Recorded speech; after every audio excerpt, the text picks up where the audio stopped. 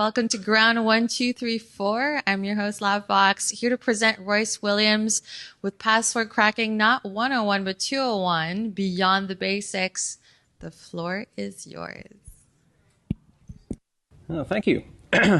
Well, technology moves fast. This slide's already outdated. There's only 7 cats in this chassis, and I'm told they're working on 8, 9, 10 cat chassis. So yeah, it's hard to keep up. Password cracking 201. We'll do a little bit of 101. I'll try to be kind of a speed run through that. We'll talk a little about me, a little bit about you, the various kinds of people that find themselves in this line of work, I guess you could call it. Some 101, some things that naturally or artificially constrain cracking. Some core attacks, a little beyond core, and some common pitfalls. Bootstrap tips, a little bit of cultural stuff too, and then questions. Disclaimers are pretty self-explanatory. This is just sort of observed. I'm almost more like a sociologist in the password field. I'm not a lawyer. This is not legal advice. Things can be different in different parts of the world, different companies, so use your best judgment. Consult with your attorney if you need to. And I gloss over some of the details, so some of the world-class experts in the room who I might not recognize by sight might be a little bit impatient, but hold your corrections for the end, please. I'm currently in the financial sector. I came from ISP background, 12 or 13 years worth in Alaska. Some interesting challenges, a lot of latency. I do some independent security research. And I enjoy long keyboard walks on the beach. Good, see, all right. See, you are ready for 201. All right, okay. So I'm kind of a taxonomist by birth, and so I sat and tried to think of all the different people, kinds of things that happen in password cracking world. It's pretty obvious from the list. You're probably at least one of these, maybe more. And there's, white hat and black hat variants of all of the above.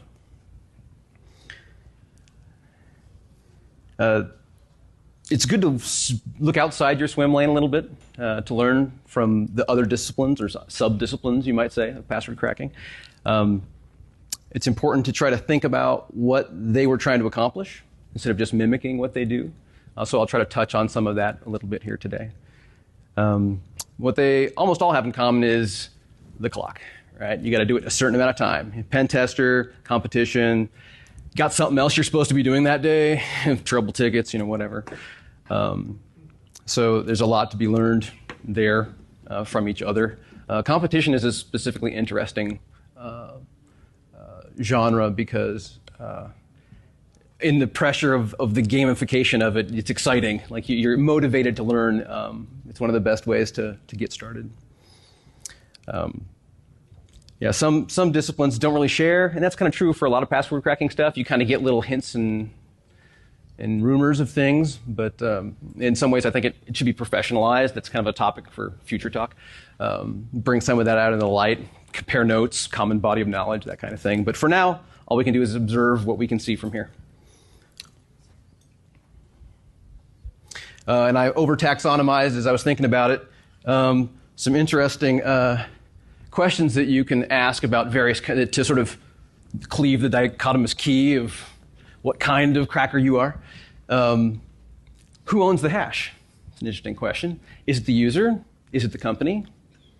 In some cases, it's the same. It's your own box. In other cases, if the hashes are stolen, whose rights are violated? Who's going to be mad about that? That kind of thing. And obviously, there's a lot of question marks here because I haven't filled it all out yet. But there's some interesting ways to distinguish, and I think we can learn a lot from those.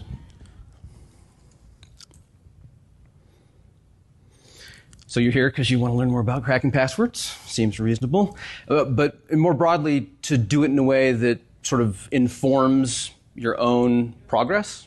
You want to be able to do it sort of a little less casually, if that makes sense, under your own power. I also assume that you've got some kind of cracking software. It's pretty easy these days with some of the fully open source. Until I started research, I actually hadn't really heard of Digroll as a password cracking suite.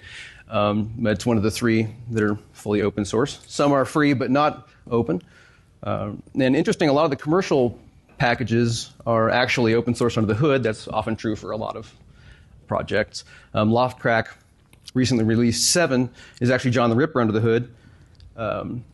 Tableau's password recovery is Passware's forensic kit inside. And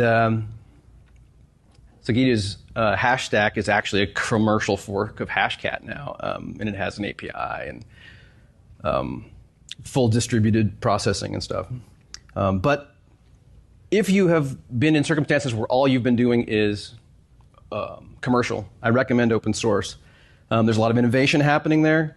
There's a great sort of opportunity for training ground, learning things that you wouldn't learn on the software you've got. There's a lot of non-gloss. There's not a lot of GUI. There's some overlays, but I recommend learning how to drive a stick before going automatic. Play with the command line, pipe things to each other, get a feel for how it feels on the road, so to speak. And also, if you're using one of the packages that, excuse me, too soon. If you're using one of the packages that has open source under the hood, and you see a feature show up in the open source version, you can kind of prep the vendor in advance and say, hey, this is coming down the pipe. When are you going to integrate this with your GUI? Sometimes they don't even know. You might find out first. And it might be something you're really interested in for your use case. We assume you have hashes. I don't really talk here about how to get them, other than John the Ripper has a lot of tools for converting them into formats that both John and Hashcat can use. Hashcat tells people, go use the John the Ripper tools because they're slick. And yes, these are all real hashes. They're all pretty easy, kind of a little puzzle if you want to download the slides later. I don't recommend copying them down, though. That'd be a little hard. And this is, to be clear, distinguished from an online attack. You're not hitting a web front end. You've already got the hashes in hand, and you can do something in bulk, locally, offline in your own time.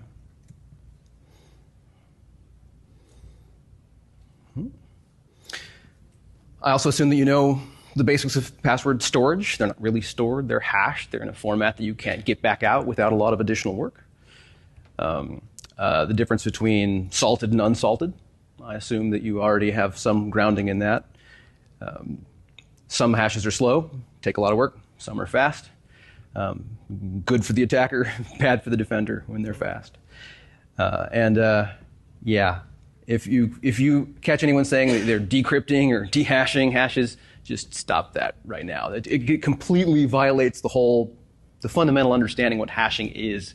It's one-way trapdoor function. You can't get there from here. Right? You're not anything.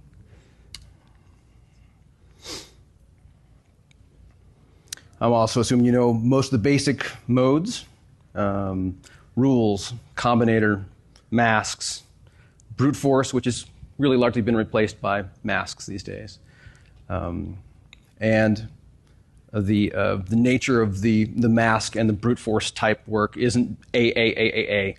It's based on character frequency per position in the word. So it's very efficient at making really good, English-looking guesses if it's like based on Rocky, which most of the default packages do base their Markov on. And you know a little bit about psychology. You're all users of passwords, right? Human memory is finite. So if you're a chess master and I ask you to memorize this board, you can do it in pretty short order because you have referent and you could almost say pointers to various patterns on the board. So once you're familiar with the domain, you have a competitive advantage, so to speak.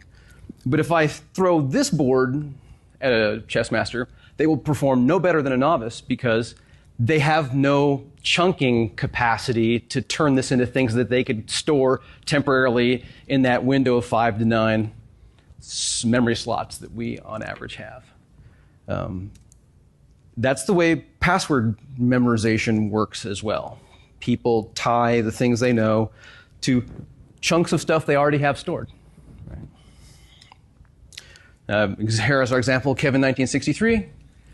There was an earlier talk about entropy that I didn't get to attend, but I assume it's something along these lines, that real-world password entropy is not the same as like Shannon entropy or the kind of thing you get in the score when you put in your key pass. There's specific chunks. And if you have a scheme, it's even less than this, right? If you always use your kid's name, then you just rotate kids, you have to store even less, right? So people do that, and the attackers know it. And this is 101 stuff, but I just want to make sure that we have that covered. It's much less expensive than brute force. And so, just as a proof of concept, if you want to tackle that, you can download everybody's first names from Facebook as of 2010. You know, there hasn't been a lot of innovation in naming lately. And then tell Hashcat or whatever. I'm kind of Hashcat prone, but that you're going to do a combinator attack, and you're going to drop case. That's the apply the rule to the left-hand side, lowercase. For every name that's in there, tack on 4 digits, wash, rinse, repeat. If you wanted to get fancy, you could tell it 19 and 20 instead of... But in practice for an attack like this, unless it's a super slow, if it's MD5, don't bother. It's not worth the trouble. It'll take more time to load everything up than to actually perform the activity. Mm-hmm.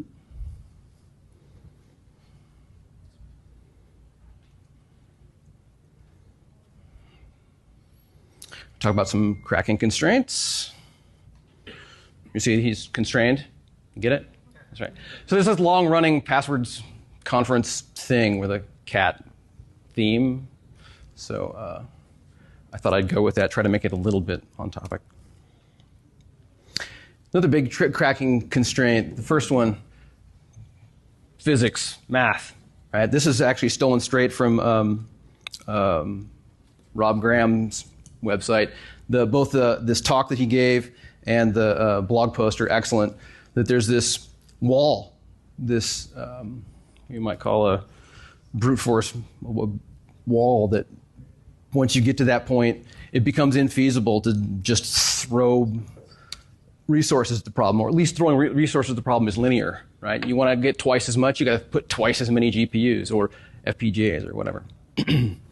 Just as an exercise, I encourage being able to sort of fluidly do back of the napkin sanity checking of the math yourself. So I just kind of threw this up here. You can see the progression of how many characters, and it's straight power, 95 squared, and all the printable ASCII characters, including space, until you get down to 95 to the 10th, which is 5.9 times 10 to the 19th, which is a lot.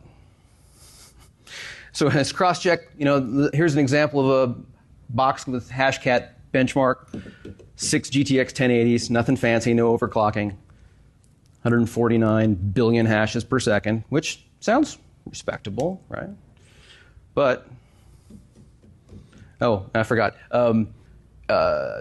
In order to enable being able to sort of wash, rinse, repeat, do your own benchmarking, compare how much you think the attack's going to take to your current capabilities, because you could lose a GPU in the middle of a contest, that kind of thing, or you might have a buddy who's going to help you out. So suddenly you have twice as much capacity. What's my new benchmark, right? So you got to be ready to do things like this. You can tell Hashcat to output the benchmark and then pipe that straight into another script. And say, okay, I know this attack's going to take this long, and I know my hardware is capable of this many calculations per second. Here's how long it's going to take.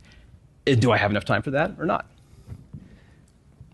And so the calculations are, pretty stark there. Once you hit that between 9 and 10, you're talking about 12 years with a, like a $4,000 box roughly.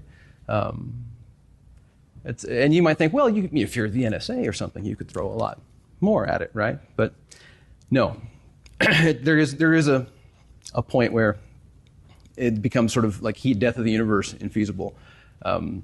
This is Jeremy ranting about people that have like 25, 30 character random passwords in their key pass, expecting that that's going to provide some additional padding.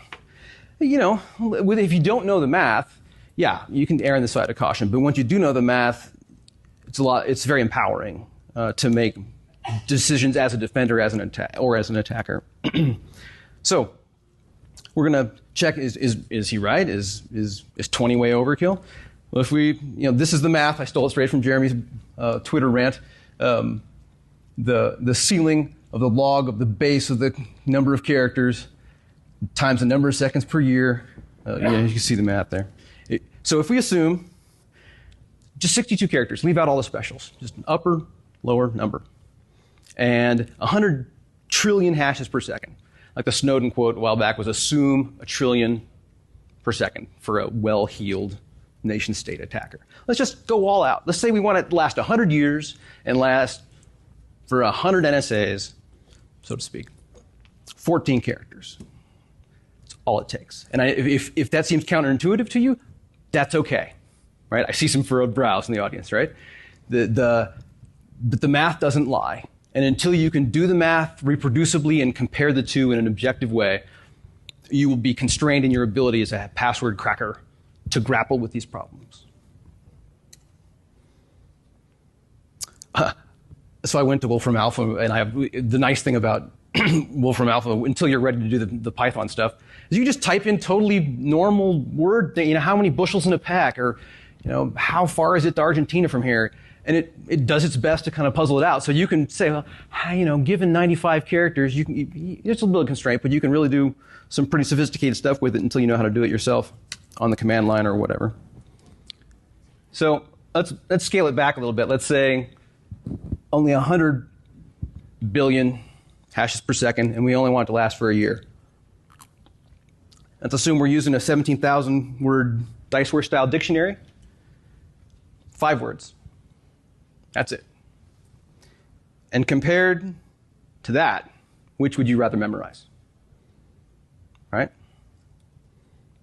Now, if you had the same capacity, the 100 trillion, it would be like 7 words or 8 words, something like that. But you get the idea. That you can enable, as a defenders, you can enable people to do good passwords as long as they don't have to grapple with some naive complexity requirements that NIST has recently deprecated.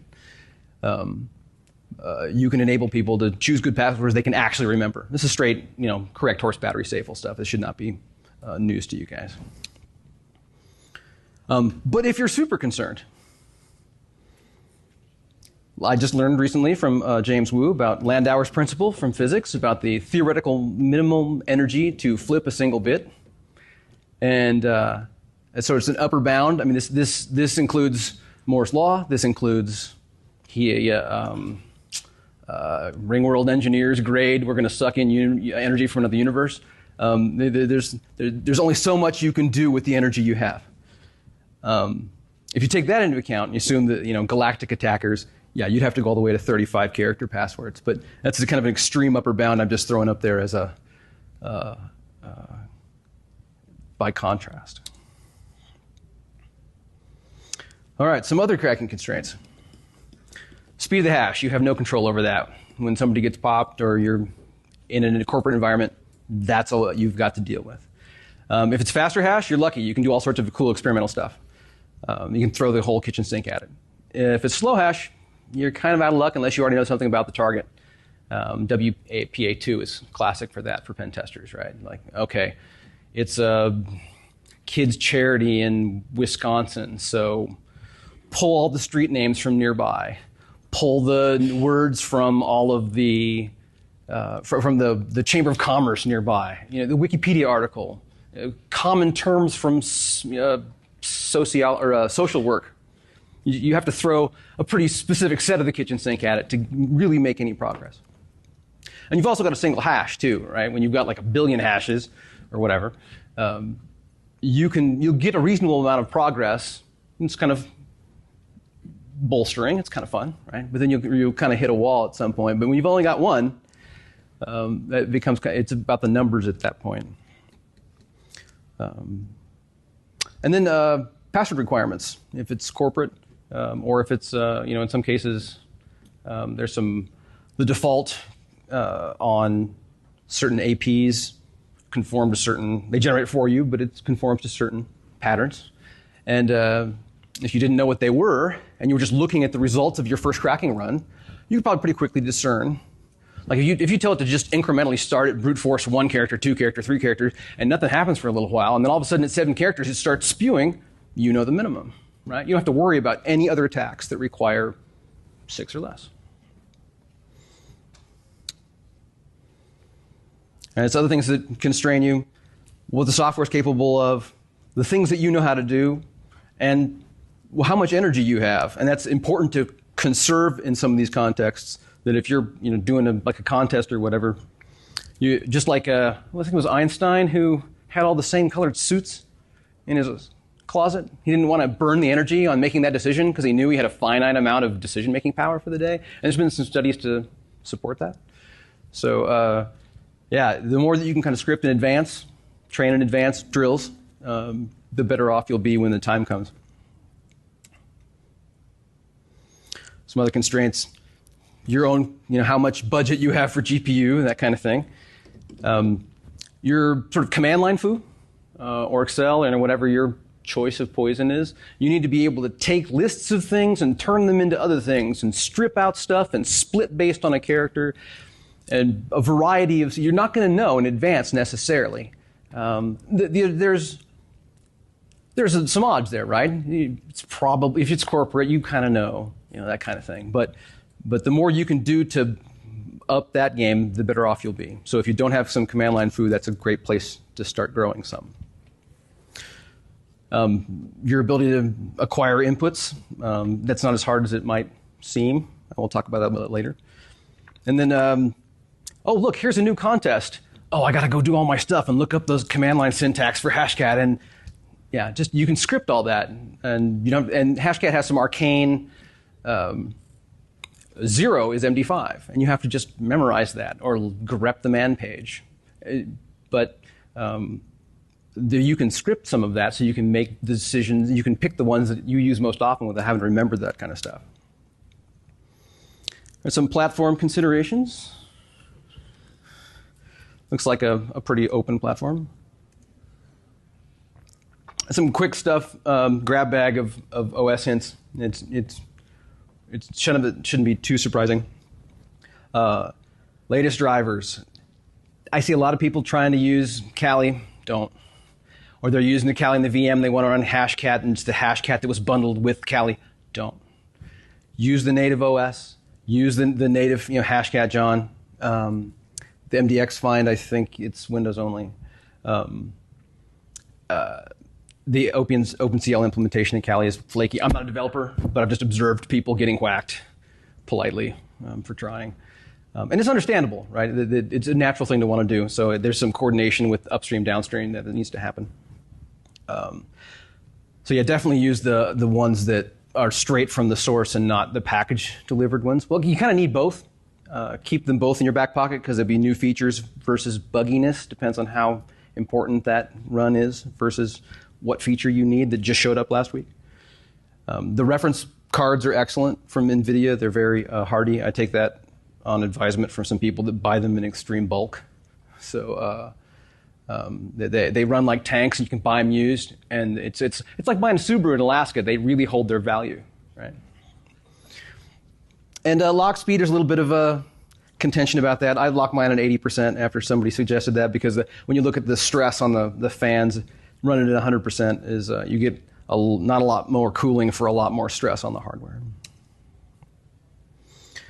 Open source has some great advantages. No caps, right? A lot of these commercial packages, you got to pay X amount to get Y hashes as a target. You can script it, standard in, standard out, and there's a lot of Magnum does a lot of John development and a lot of Hashcat development, and so there's a lot of synchronization there. They coordinate to make sure that when they add new rules that they pick something that's not in each other's namespace and they match. They try hard to make it as compatible as possible within reason. And you can contribute yourself. But commercial has its advantages, right? GUI is big. If you just got something else you need to do, that's great. And then if you want to tinker a little bit in your off time to try to shore up those skills and learn some techniques from the other side of the fence, I highly recommend it. And you can try some of them out, like a 30-day trial or whatever. Like I said earlier, there's some front ends, and some of them are pretty cool. HashU I've tried a little bit, but for the most part, I prefer learning it the hard way, at least at first. Or both. You can kind of work either side of the aisle, and like I said earlier, you can hit up the vendor when you learn things happening that's coming from their upstream. All right, a little bit about input management. Storage is important, but not for the reasons you might necessarily think. The focus when you're building word lists should be on human-generated strings. When you are looking for the 120 gig wad of whatever that somebody has basically just tacked 1 through 9999 onto every word in the dictionary anyway, and you can do that 500 times faster on GPU with 2 rules, you don't bother, right? You're better off curating the human-generated specific where you can get them. So that's founds and other sources of human words, right? Hashes.org is a community cracking collective, and they take all of the leaks, and as a contest, there's a leaderboard, and they keep track of like, oh, here's LinkedIn, and we've cracked 91.27% of it, and if you want to download the ones we have cracked here, or the ones that we haven't, so you can try out those and help us out, and there's an API, and you can push it back. As a result, it's literally like one of the most effective word lists that you can use. And there's like you can pick and choose, right? Like if you're practicing on a LinkedIn dump, you can download all of the other ones. You have to do them one at a time. And then take that data, use your rules, and practice against the LinkedIn. Because otherwise, if you use the LinkedIn data on your LinkedIn, you're going to get 100%, and you're going to think you're awesome. People don't usually get 100%. And as I said earlier, if for slow hashes, acquiring word lists involves acquiring them from context in some way, websites, etc. Lots of sources for strings. Wikipedia, Wiki, lots of fandom fuels people's inner lives, which fuels their password selection. The Rapid7 DNSAny project is awesome. They use either ZMap or MassScan to scan the entire internet on a very regular basis, a couple of 10 gig pipes and whatever. And then they also pick out the host names from the CERT, if there's SSL being spoken at the remote. So you get all sorts of names that you would never see. And this is great for outside of password cracking. There's all sorts of neat things you can do. It's like for those of you who know DNS, it's like a giant zone transfer for the whole internet, right? And so it's rich with people had to come up with a unique word for their subnet. There's a host name there, and you can just feed that straight in. All the others are pretty obvious, shouldn't be surprise to you. Deduplicating them is interesting. Some people do it with database. I'm more of a flat file guy. I'm self-taught, and like I said, I'm more of a sociologist than a real cracker. So there's probably some gaps there, some places for me to learn. But unless you're doing like a big old Hadoop cluster or whatever, you're probably better off with flat files. I split when you bring in, like you get a dump and it's got email addresses in it. Email address left-hand side is great fodder. Usernames make great passwords. Somebody's username is somebody else's password, and vice versa, right? So you take all of those, and then they'll use an email address as their password.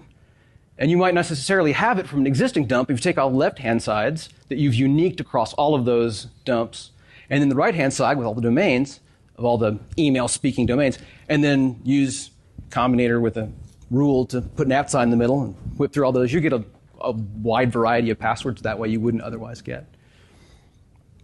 I'm laying that as an example of how deduplication is important, but you want to keep the original as well. And so what I normally do is I keep the raw data and some of the transform data on spinning Rust, and then SSD for the stuff I actually pull for the attacks. I learned the hard way, I wasn't converting that the way I was supposed to, and I threw away the original, and it took 3 days to download. Yeah, so definitely keep the originals.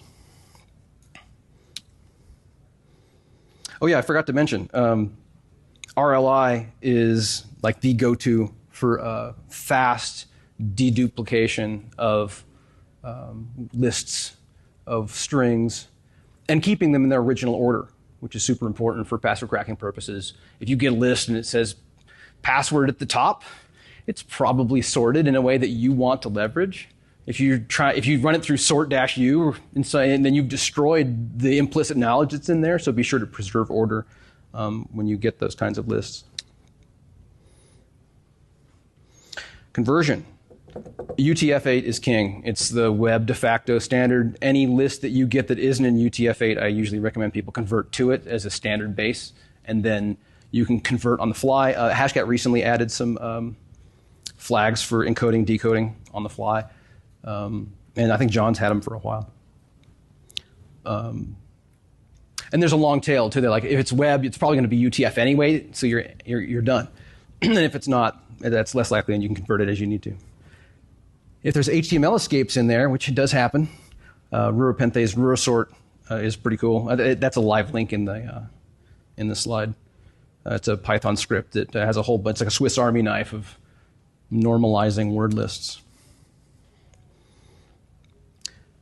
One way you can clean up some of those big dumps, or rather those big mashup dog piles that people build, if you want to actually try to pull, because there are some real human strings hiding in there that you might not find otherwise. There's this process that the linguists call stemming, where you figure out what the base word is. It's kind of tricky, especially in the password context. All sorts of transformations happen. Most of the linguistic work doesn't take leet speak into account for this purpose, but there's a lot of interesting work being done in this space. Rurosort also handles some of that. It does speak leet and all those things, and you can tell it, yes, strip those things out, but leave these things in if that's what you need for your purposes. It's pretty slick. Managing masks. CoreLogix is great. They're kind of like the butterfly of password cracking because they professionally do it for a number of organizations like Fortune 500 and that kind of thing. So and they retain some metadata, statistical analysis. So the CoreLogix, and that's also a link that is a compilation of the top 100 masks most likely used in corporate environments in the United States. Actually, I don't know if it's the United States. It might be worldwide. I'm not sure what their market field is, but it's a great place to start. And usually it's upper, lower, specialty end because so many of them are constrained by those complexity requirements. So it's but they have a cost too. It takes some time to run them, so it's important to do them in frequency order, so to speak. I had some problems where I was getting all excited. I think I was working on LinkedIn, and I realized I had wasted a bunch of time because I had been processing some masks I had already processed, and there wasn't a really good way for me to manage that. So I found out that Hashcat's log has got that raw, and you can parse it, and you can pull out just the ones you've successfully exhausted, and then for any future masks you get from somewhere else or you build from your other statistics, you can pull out the ones you've already used. It's begging for a better tool than that, though. I should probably break out some Perl, sorry, and write something. But you can't, and if you do want to do it yourself, the codes in the log are semi-human readable. You got to go look them up in the source code and types.h. Rules management is an interesting one for people that have a lot more crunching power than you or working really hard on figuring out which rule sets worked best using this list of planes against this target. And then there's kind of a bake-off best of breed that bubbles up. And then every once in a while, they'll publish some of that. That's some of the automatically generated ones that are shipped with Hashcat are based on work like that. Some of them are hand-rolled, but a lot of them are based on rough AI kind of. Right? So EvilMog has some recent stuff he's just started putting up again on GitHub with some great rules that you can pull from. Depending on where you get them, you might have to massage them in various ways. You can see there from the list. You can have to strip out some of the other. Making your own is kind of fun. You can roll them yourself, or you can generate them from your own data using Bardavel's Rule Finder. It's pretty neat. And so that way you can build rule sets over time. Like if you're a recurring auditor for an existing corporation, you can get a sense of which rules work best for your user base over time, and you can keep using them. Duplication is tricky. That for a lot of reasons, rules you can write them 5 or 6 different ways, and they all end up with the same result. So is it a duplicate or not?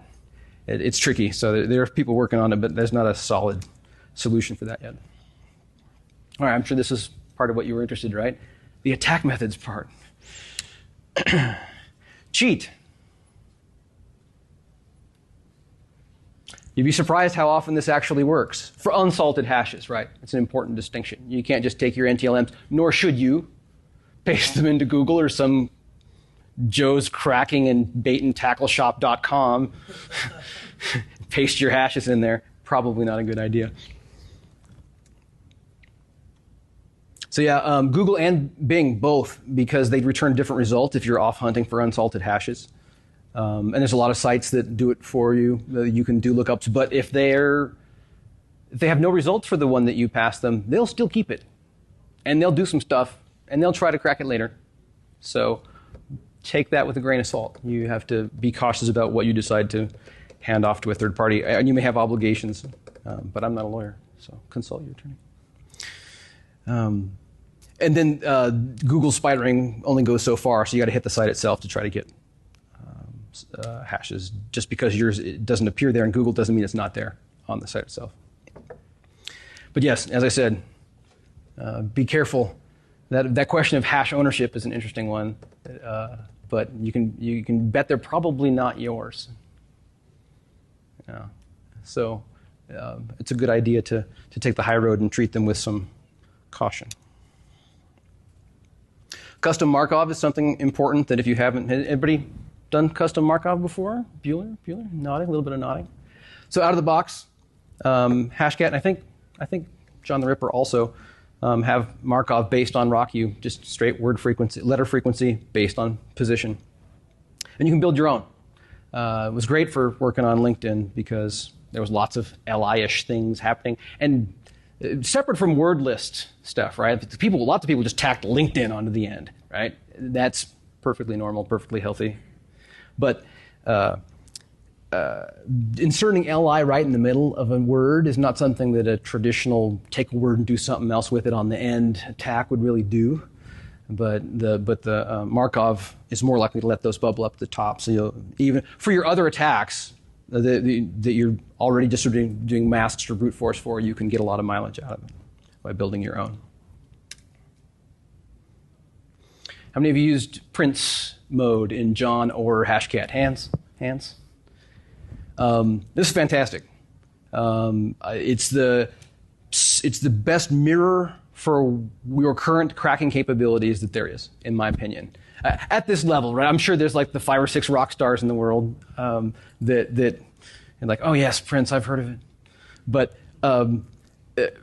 because it's so good at combining so many different things in a sequence that the things you haven't yet tried become very obvious.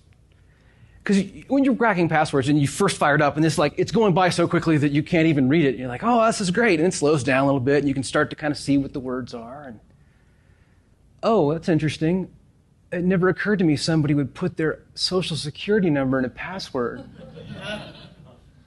Oh, well, I can try that, right? And so the low-hanging fruit starts getting eaten away until you get down to the meat of the things. It's picking passwords. You're like, where did that come from?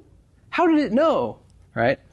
And if you can figure out a way to get in the mind of the person who selected that password and how they generated it and rulify that, then you've added to your toolkit, and from then on, that rule gets thrown on GPU, and you'll get all passwords in that class forever, just because some other process. There's also, it's amazing how many flags there are in John and Hashcat that I just kind of ignored. I didn't really understand why they were there. But there's like a little nugget of wisdom hiding in there every time. Like a year later, I'll be like, oh, that's why that flag's there. There's a random rule generator. I'm just like, oh, just pick a rule, any rule. Because it's sort of this sort of roll the dice, I got nothing. What else? And then you can get a few, and then you can work on the results. So it's the single best way to bootstrap yourself into becoming a better password cracker, in my opinion. Lots of great details about it. And as you can see from the performance, and this was compared to just a couple of years ago, people working on similar data sets, professionals only got to this level after X amount of time. And out of the box, Prince does that well just all by itself. You can go get some coffee and go to the movies. Oh yes, as I said. Yes, use Prince. That's the short answer. Oh yeah, so when you've got other attacks scripted, Prince has an optional resume feature, so you can break out of it and go back where you pick up where you left off. And so I run it on a trickle all the time against existing data sets. And I have it fire. Some people, once their rig is finished, they'll like have it mine Bitcoin or whatever. And if that's, depending on the market, that might be best. But fall back to prints for some other data set that you've got burning, because the more of those you crack, the more planes you have for the next attack.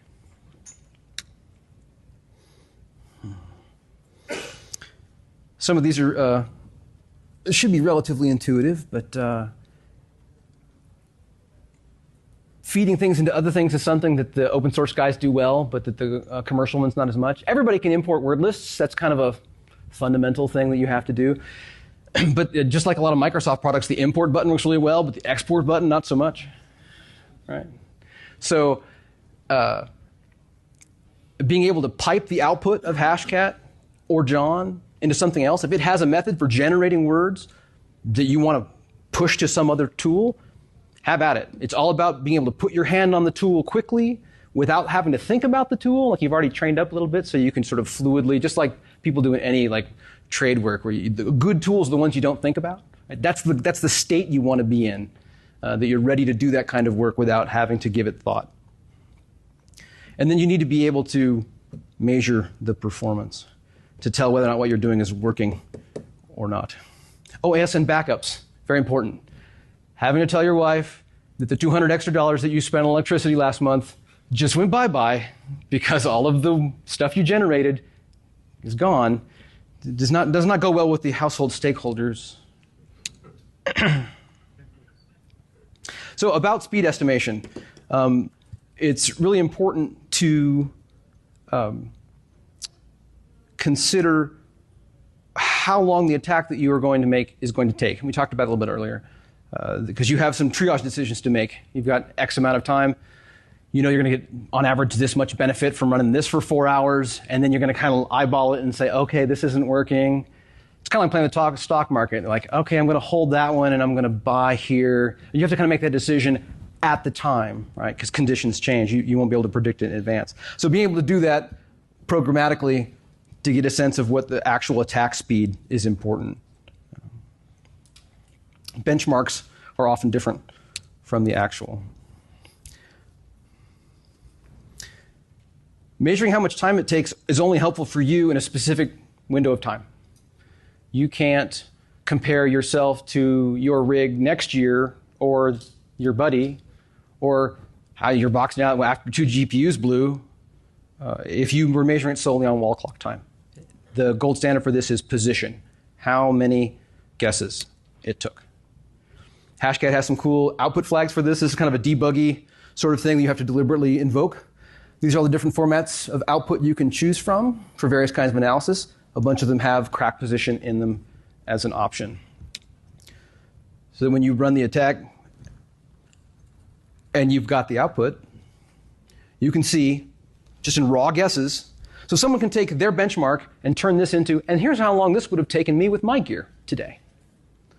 So the person you're comparing notes with could be the future you, right? So it's important to keep an absolute value there for comparing your progress over time. And so this is what the results are. This is usually the output of Excel or GNU plot, usually GNU plot for the geeks. And as you can see on the x-axis here, number of guesses. It has nothing to do with absolute time. This slide's a little light because Pack is super cool. Have any of you used the Pack toolkit before? Cool. He was it's iFelix. I thought it was IP Helix for a while. It's actually he pronounces it iFelix. He's left us now. He's gone on to other things, some cooler stuff. But he was doing some cool password cracking for a time. And there's some really great tools that do statistics and generate masks automatically based on an attack plan. You tell it you have 24 hours and this is how many cracks per second I can do for this target hash.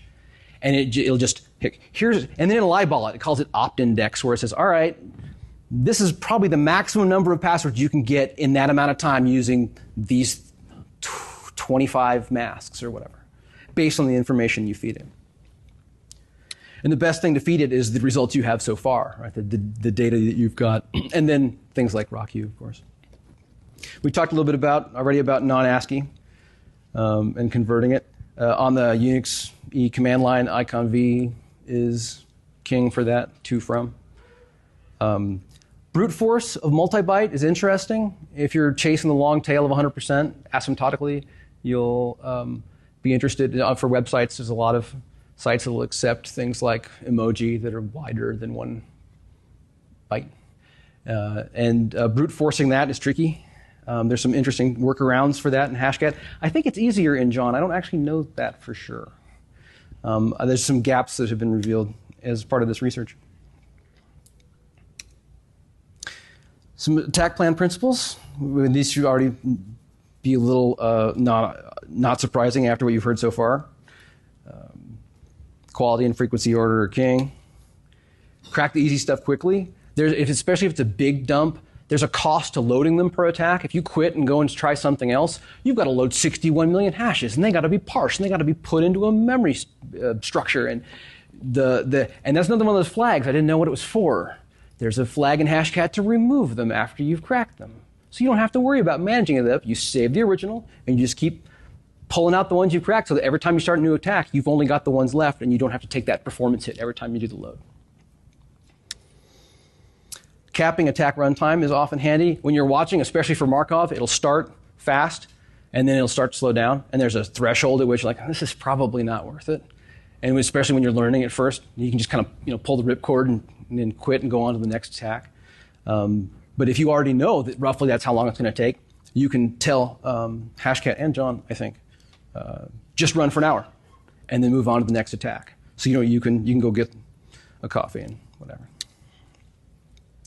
And then you engage your wetware while those other attacks are working if you have the time, right? And during a contest, that's pretty much most of what you'd be doing.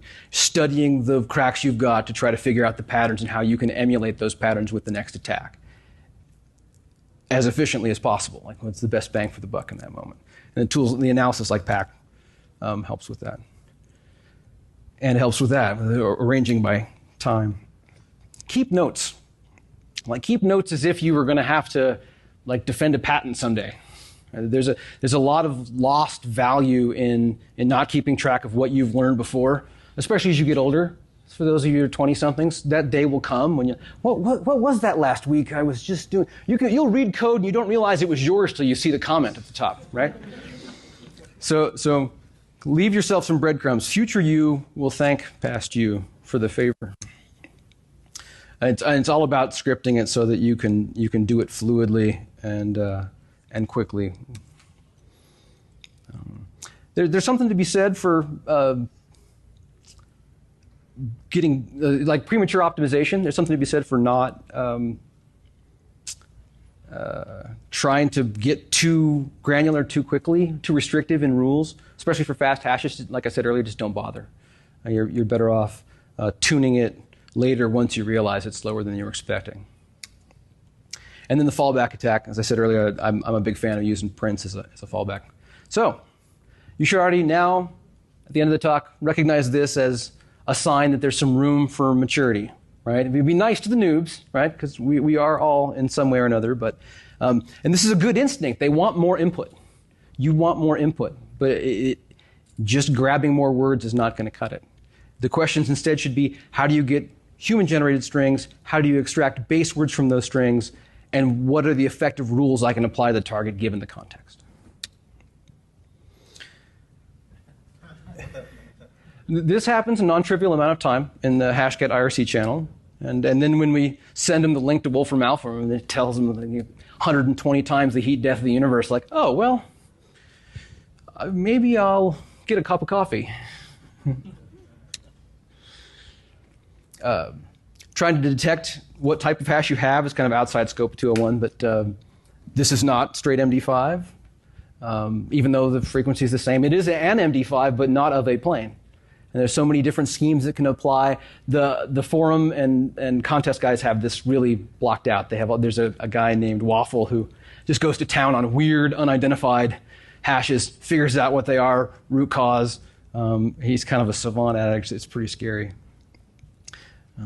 There are tools that will help you make a broad guess about what kind of hash it is, but it's the proof of the pudding is in the tasting of, do you get a crack? Then you must have the right algorithm. And we already covered why this was probably not a good idea. In fact, it's so much not a good idea that for a while this was the top Google hit for Kali Hashcat. Because there's a rule in the Hashcat forums that if you say Kali, it replaces it with this string.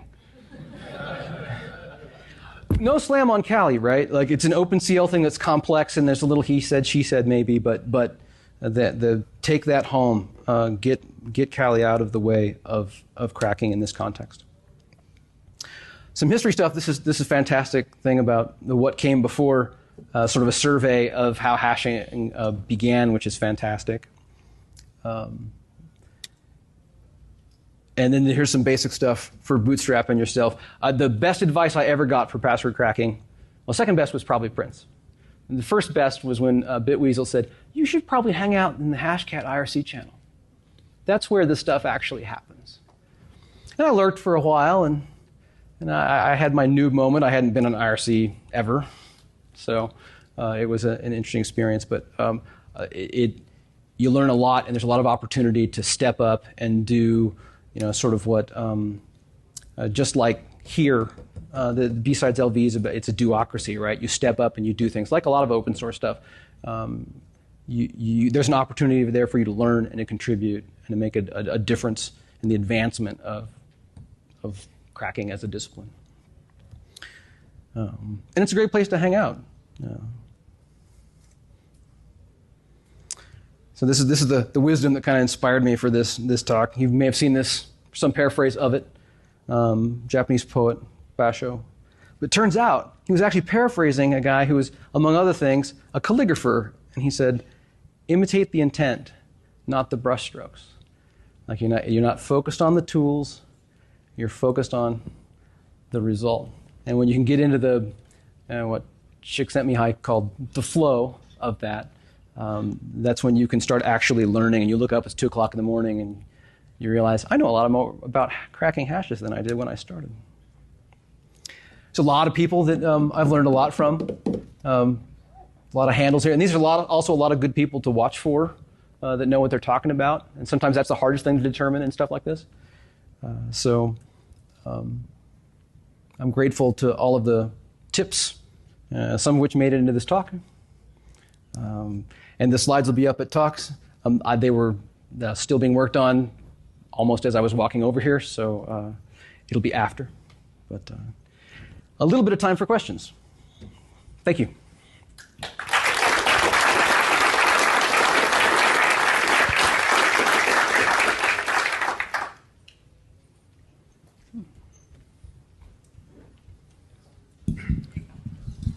Sorry, I know this is a bit random, but how often do you find that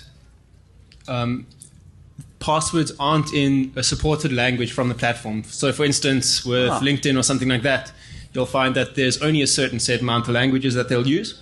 However, if you're from South Africa, for instance, we have 24 languages that we could possibly use as a password, which makes it a lot harder and a lot more complicated for us to be able to crack them. Right.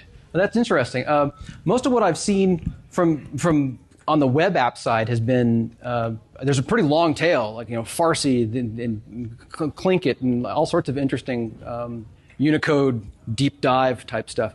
But I can't say that I've been able to detect when it was constrained or, so I'm not sure I have a good answer to that question, but we can talk more after. All right. Big round of applause for Royce Williams.